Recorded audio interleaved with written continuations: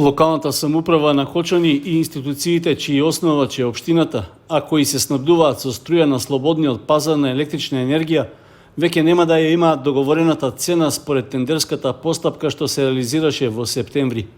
Фирмата Solar Pro Holding Доел од Скопје, која беше избрана на тендерската постапка, го раскинува договорот со општина Кочани. Образложението е дека настанале нови услови на пазарот на електрична енергија по склучување на договорот, а што не можеле да се предвидат во моментот на склучување на истиот. Околностите биле надвор од влијанието на снабдувачот, односно прогласена е енергетска кризна состојба во согласност со Законот за енергетика.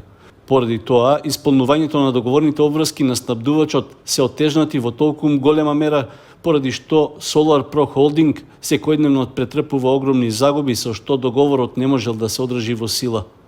Согласно известувањето, договорот за набавка на електрична енергија со општина Кочани се раскинува од 1 јануари идната година. Со оглед на тоа што локалната самоуправа е на листата на големи потрошувачи, нема можност да се врати кај универзалниот снабдувач, поради што од 1 јануари превремено ќе продолжи да се снабдува како и досега, но максималниот период во кој ќе може тоа да се прави е 90 дена.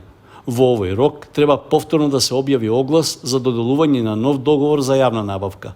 Ако не заврши постапката навреме, можно е, освен зградата на општината, со проблеми во снабдувањето со струја да се соочат и комуналното предпријатие Водовод, општинските основни и средни училишта, детската градинка Павлина Велјанова, библиотеката Искра, како и другите правни субјекти. Советот на општина Кочани планира да испрати препорака до владата превентивно да бидат планирани финансиски средства во државниот буџет за набавка на електричната енергија, при што да се предвидат мерки за заштита и субвенционирање на трошоците за набавка на струја. Локалната самоуправа на Зрновци го донесе буџетот на општината за наредната година. Според планираните ставки во финансискиот документ, предвидено е да се продолжи со поддршка на младите, спортот, културата и другите општествени дејности, но и да се реализираат планираните инфраструктурни зафати.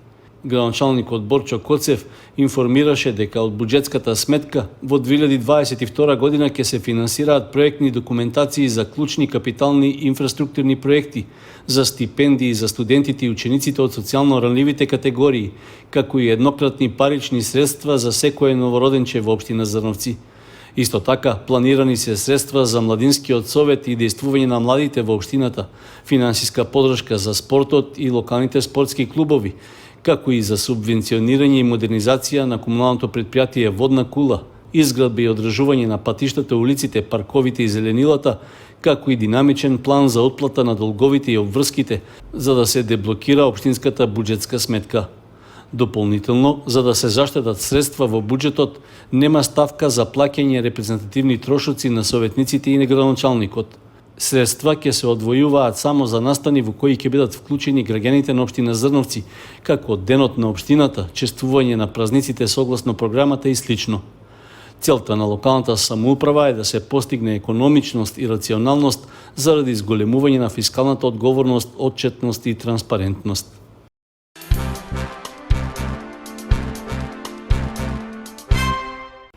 Комуналното предпријатие Водовод поднесе барање до Советот на општина Кочани за нова цена за кубен метар геотермална вода, што треба да изнесува 37,08 денари. Се работи за покачување на цената од 3,26 денари, односно околу 10%, а тоа се оправдува со зголемување на доместокот за концесија за експлоатација на водата поради покачување на цената на мазутот. Според тарифникот од февруари минатата година, а што е во согласност со Законот за енергетика, концесискиот надоместок за експлоатација на геотермална вода се утврдува врз основа на енергетската вредност на кубен метар со температурен интервал од 61 до 70 степени Целзиусови, што е еквивалент на 4,41 кг мазут. При тоа, надоместокот за концесија се утврдува според просечната рафинериска цена на мазутот, што во текот на оваа година изнесува 36,3 денари за килограм. Тоа, заедно со регулираната цена за дистрибуција и снабдување со геотермална вода и утврдениот коефициент, ја дава новата цена на геотермалната вода. Со предложеното покачување, цената на кубен метар геотермална вода од работната единица геотермална водовод ќе го достигне приближно истото ниво од јануари 2012 година. Тогаш се направи драстично покачување на цената од над 50%, поради што имаше и бурни дискусии во Советот на општина Кочани. Поради што и како ти дискутираш? Дали дискутираш од политички причини или за некој да ти напиши петче на раката да се истакнеш во тоа, не навлегувам, значи. Колешки Светјаровска, тоа што брзо говорите, не значи дека точно говорите или пак дека вистина говорите. Инаку тоа што сакат петче, вие сте сега во состојба да добиете петка во пресред на претходните вработувања во општината. Купувате љубов. Не ми е јасно зошто колегите толку грчевито се борат да докажат дека истата, значи донесувањето на оваа одлука е неоправдано. Не е само интерес на граѓаните на општина Кочани полн општински буџет. Нема сите стреке да работат во општина Кочани. Некои обични смртници ќе работат и во оранжерии. И ќе треба да ги сочуваме и тие, ако сериозно размислуваме за интересот на граѓаните на општина Кочани. Кој ќе биде во загуба? Крајниот потрошувач. Ако сега 80 денари килограм патлиџани, со новата цена ќе биде 100 денари. Пред околу 6 години владата која беше надлежна за утврдување на тарифникот одреди дека концесиската цена на геотермалната вода изнесува 12 денари за метар кубен, на што се додава просечната цена на килограм мазут. Висината на цената на геотермалната вода до пред крајот на 2016 година ја одредуваше Регулаторната комисија за енергетика на Македонија. Но со измените во Законот за енергетика надлежностите преминаа на локалната самоуправа. Токму затоа барањето за одредување нова цена од комуналното претпријатие Водовод е доставено до Советот на општина Кочани, кој треба да го разгледува на седница што е закажана за среда. Министерството за здравство не планира да воведе дополнителни рестрикции за заштита од COVID-19 и покрај констатираната појава на позитивен случај со новиот омикрон сој на коронавирусот.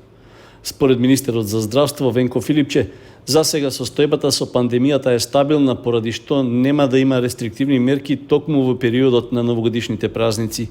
При тоа, тој нагласи дека нема знаци за влошување на епидемиолошката состојба и дека граѓаните треба да научат да живеат со општите превентивни правила.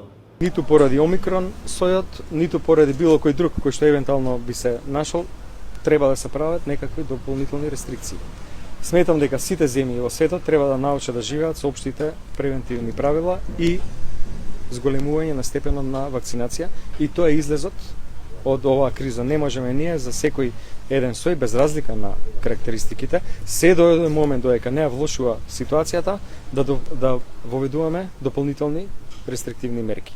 Сметам дека тоа што се бара задолжителна вакцинација, понатаму овие мерки за да не се преполнуваат затворените простори, навистина се сосем доволни. Како и овие мерки за патување. Животот постепено се нормализира, некаде целосно нормализиран, сметам дека овие превентивни мерки се сосем доволни. Според податоците од Министерството за здравство, бројот на активни случаи на COVID-19 во земјата паднал под 5000. За сега има само еден регистриран случај на омикрон сој на коронавирусот, утврден кај македонски граѓанин кој се вратил од Велика Британија. Со оглед што министерот Филипче заминува од функцијата, тој оценува дека на својот наследник нема да му остави сложена ковид состојба, затоа што ќе нема нови рестриктивни ковид мерки, а во болниците има помал број пациенти од коронавирусот. Многу држави во светот за овие божикни и новогодишни празници воведуваат дополнителни рестрикции поради ширењето на новиот омикрон сој, кој се смета за позаразен.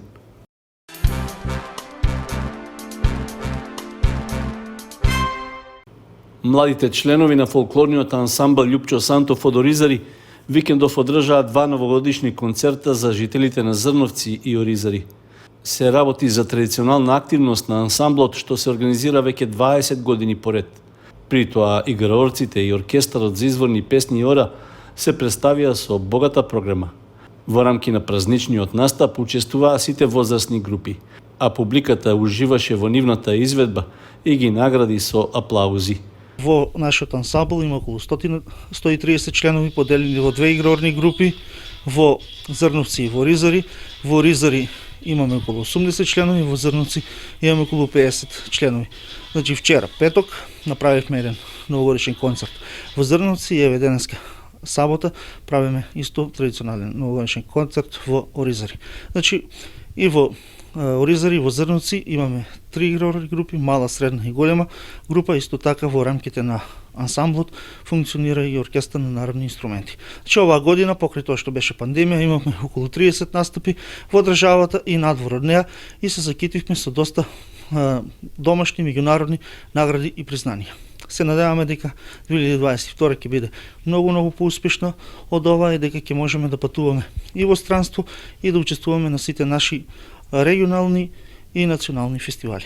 Фолклорниот ансамбл Љупчо Сантов од Оризари е формиран пред околу 5 децении, со богатиот репертуар на изворни народни песни и ора, посебно од осоговијата, е достоен представник на македонскиот фолклор во државата, но и на голем број настапи во странство. Поради тоа добива поддршка и од локалната самоуправа, но и од стопанскиот сектор во општината и регионот. Во саботата во салата на основното училиште Никола Карев се одржа турнир во мал фудбал во пионерска конкуренција. Организатори беа градскиот фудбалски клуб Осогово и клубот за мал фудбал Унипап од Кочани. Спортскиот настан имаше хуманитарен карактер, а учествуваа млади екипи на домакинот Осогово, како и на клубовите Слога 1934 од Виница, Младост Тошев од Оризари и Академија од Чешиново Облешево.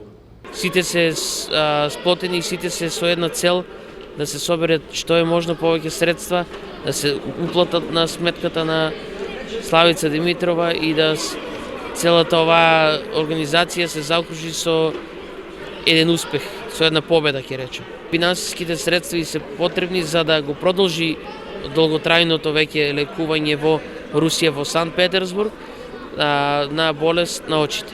Победник на турнирот е екипата на градскиот фудбалски клуб Осогово, која во првото полуфинале го совлада Младост Тошев со 8:2, а потоа во финалната борба на пенали беше подобра од пионерите на Слога 1934, победувајќи со 3:2. Во второто полуфинале Слога 1934 ја победи Академија со 7:1, а во борбата за третото место Академија од Чешиново Облешево беше подобра од Младост Тошев. За најдобар голман на турнирот беше прогласен Ивица Пауновски, а за најдобар играч Ненад Малинов и двајцата од градскиот фудбалски клуб Осогово. Признанието за најдобар стрелец пак му припадна на Герман Илиев од фудбалскиот клуб Слога 1934 од Виница. Собраните средства од продажбата на влезниците, како и дополнителните донации, веќе се уплатени на сметката на Славица Димитрова од Кочани за нејзиниот лекарски третман во Русија.